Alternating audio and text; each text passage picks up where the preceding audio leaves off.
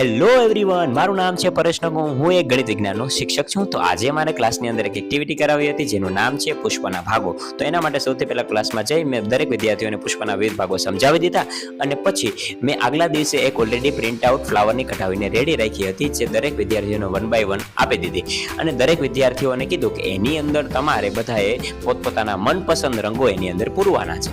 તો વિદ્યાર્થીઓ આવી રીતે કાંઈક પોતપોતાના મનપસંદ રંગો પૂરતા હતા. વિદ્યાર્થીઓને ખૂબ જ મજા આવતી હતી આવું કરવાની, કેમ કે ચિત્રો પૂરું જોવા મળે એટલે બધાને ખૂબ જ મજા આવવાની છે. આવી રીતે બધા રંગો પૂરતા હતા અને રંગો પૂરાઈ જાય પછી એની અંદર નામ નિર્દેશન કરવાનું હતું. તો બધાએ મસ્ત મજાના રંગો પૂરી લીધા અને ફાઇનલી છેલ્લે અમારી એક્ટિવિટી આવી કંઈક લાગતી હતી. દરેક વિદ્યાર્થીઓ ખૂબ જ મસ્ત મજાના રંગ પૂર્યા અને રંગ પૂરા ગયા પછી દરેક વિદ્યાર્થીઓને એનું નામ નિર્દેશન કરવાનું હતું. તો દરેક વિદ્યાર્થીઓની અંદર આસાનીથી નામ નિર્દેશન પણ કરી દીધું.